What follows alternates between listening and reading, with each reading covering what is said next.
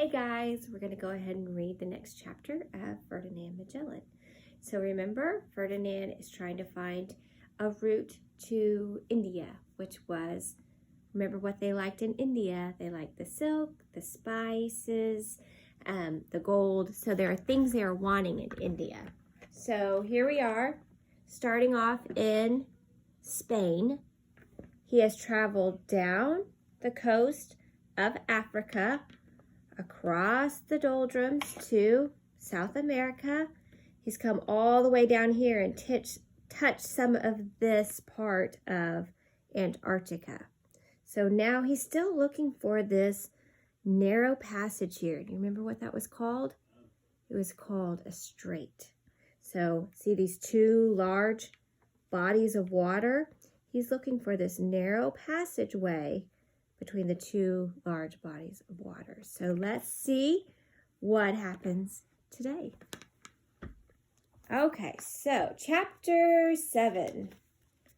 The weather was foul on the open sea, so the expedition didn't get much farther. For the next 2 months, the ships had to drop anchor in a river, but at last the air lost its bite. The days grew so long that there were only 3 hours of darkness. On October 18th, Ferdinand gave orders to set sail, and 3 days later, the ships entered a blue-green bay. Above the rocky coast stood snow-capped mountains so high that clouds drifted around their peaks. They had come to a country we now call Chile. I'm going to show you the picture. So they've lost one ship, the Santiago, so there's just 4 now, and they are reaching this area with the high mountains.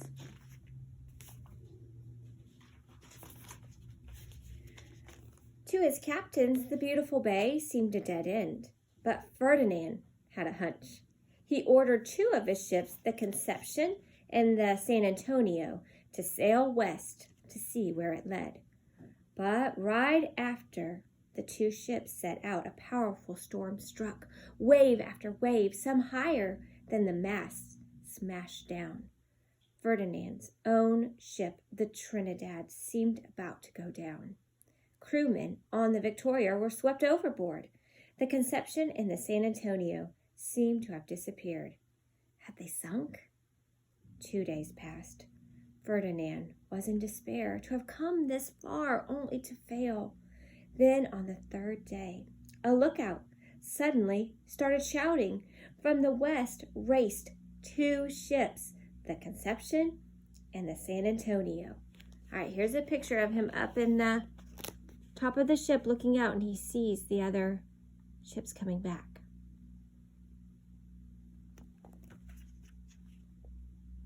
To escape from the storm, they had sailed from one bay into another, then another like a chain, and they had discovered El Paso. They had found the narrow passageway. Their discovery meant that there really was a way to sail around the tip of South America. If the expedition could make its way through the strait, then it could keep heading west to the Moluccas. So that's referring to, remember they wanted to get to India. So they were trying to find a faster way than across land over the Silk Route, the Silk Road to China here. So they had tried to sail around the tip of Africa. And now Ferdinand's he's thinking, well, why don't we go all the way around and see where that leads us?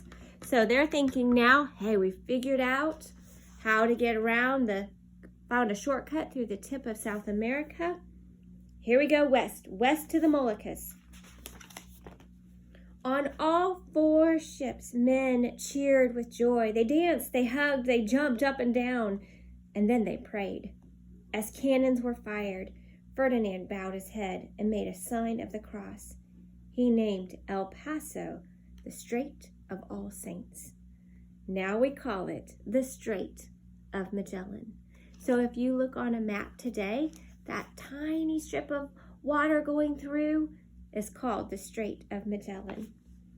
However, along with the good news came bad news. The men who found the strait reported that it was narrow and full of dead-end turns. The journey, though it would be long and hard. If the ships took a wrong turn, they could be lost for weeks. Ferdinand's captains told him it was best to stop now. The men were tired, supplies were low. Claim the strait for the King of Spain, they advised, but don't go on.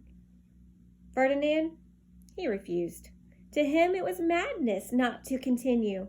They would sail through the strait and reach the sea, he cried, though we have nothing to eat but the leather wrapping from our masts. Ugh.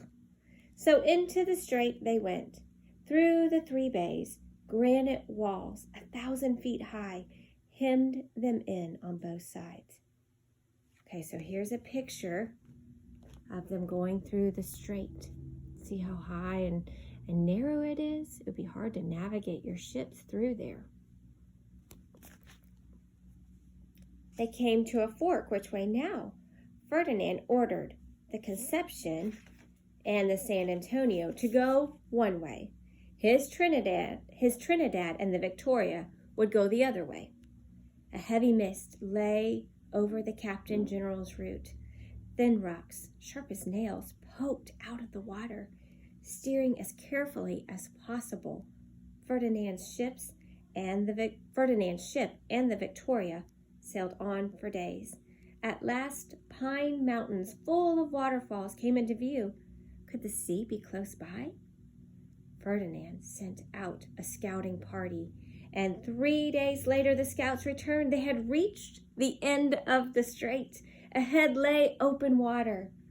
Ferdinand began to cry. He didn't care who saw his tears. El Paso led to the sea. Across its waters lay the Moluccas.